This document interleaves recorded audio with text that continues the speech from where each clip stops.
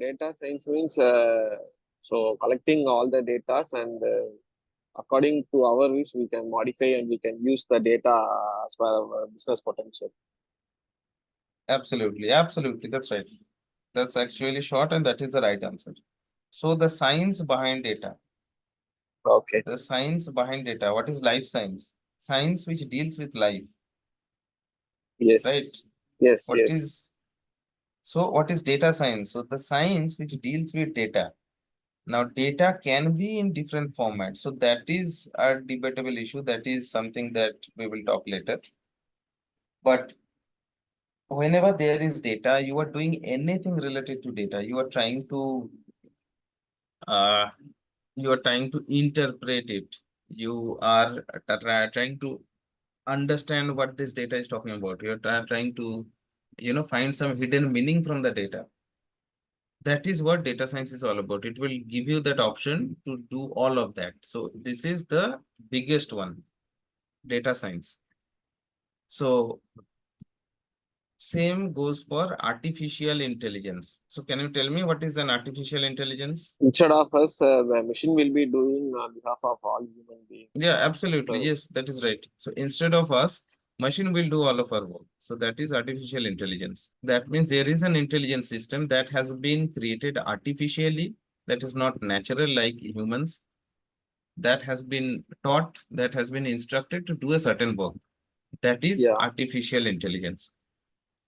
Now, within artificial intelligence, there is a small segment which is known as machine learning. So that is a sub part of artificial intelligence. What is machine learning? Again, same thing. You are telling a particular machine to do a certain work.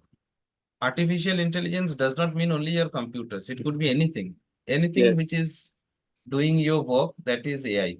But machine learning is specific to the machine, specific to the computer, specific to an automated system in factories, in manufacturing unit, in any other segment.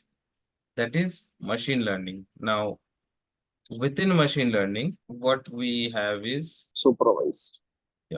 supervised machine learning. So I'm just writing ML. There is a supervised ML, there is an unsupervised ML, and there is a Reinforcement. reinforcement learning. So broadly, we can now there are different parts of AI as well, but we don't need to go into it. Right now, we can just pay our attention to this one, only to machine learning, and we'll go a level deeper. So machine learning can be broadly divided into three parts. One is supervised, one is unsupervised, and one is reinforcement learning. What they are: supervised, as the name says, something which we have to tell the computer to do on its own. Then only the computer can do it, not before, not after. So we have to first teach the computer that, hey, this is what you have to do. Like, there is a function, there is a def add function that I have created. It will take two parameters. And then what you have to do, you have to just return the sum of them, right? And later I will just call them through anything. So that is what as machine learning, that is what I'm supervising the system to do it, right? Okay. It's not doing it on its own. I'm just supervising the system to do this. This part I have taught the computer. Now, whenever I'm calling it, it's giving me the answer because it Okay. knows what to do. So that is supervised machine learning. Now, supervised can be divided into two types: classification and regression. Classification and regression. So what is classification? As the name says, whenever you are predicting something which you are classifying something into categories, that will be known as classification. And whenever you are predicting something, some number, some numerical, that is known as regression. Example of classification could be, a particular, let's say you have made a credit card transaction. Now the bank has to decide whether that transaction is fraud or non-fraud, right? Similarly, you have received an email. You have to, your Gmail will tell you whether this is a spam or a normal mail which will go to your inbox. Yeah. So these are examples of classification where there are only limited set of categories. Whenever the new information comes, it will go to either of the classes. Either it will go to fraud or non-fraud.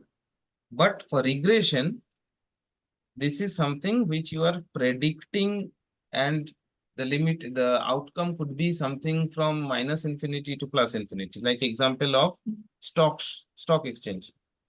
So you have studied the stock exchange for last 5 days for a company, let's say you're working for, let's say Google, and you are predicting what will be the stock prices tomorrow, day after. So those kind of problems are known as regression problems. So supervised machine learning can be divided into two types, classification and regression. We have talked a bit about these two.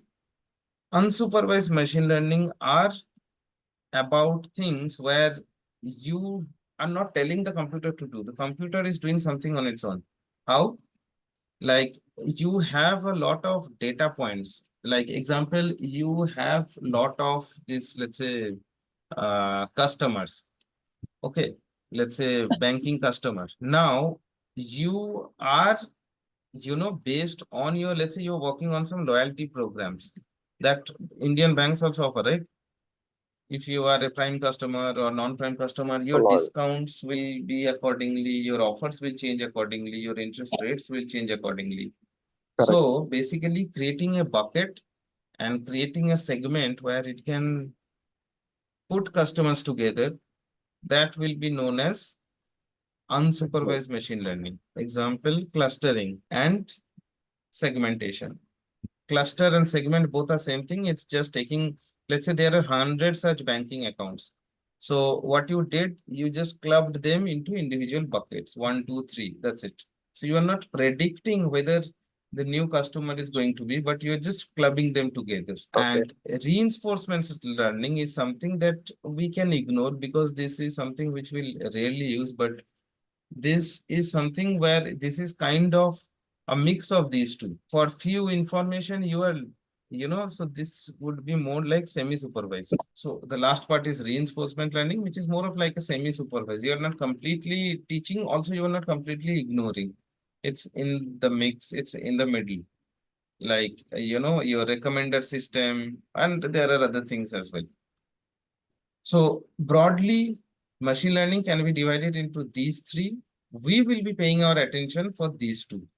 These are two are the ones that are used in the industry regularly. Supervised machine learning, unsupervised machine learning. Can you explain the Algorithms. recreation again one more time? Which one? Recreation. The regression. Yeah. Regression is something which deals with numerical outcome where you are predicting some numbers out of it. You Okay. are predicting some numbers. Like Okay. let's say you have sales, your Okay. company, you have sales data. Example, this thing, let's say this is sales date and volume of sales, right? Let's say Okay. these are the different volumes, and here we have some, these are dates and these are this. So you have, let's say this is your company data. So on every day, how much has the sales? So your company wants you to predict what will be the sale on 21st of April. What will be the sale? Will it go up? Will it go down? What?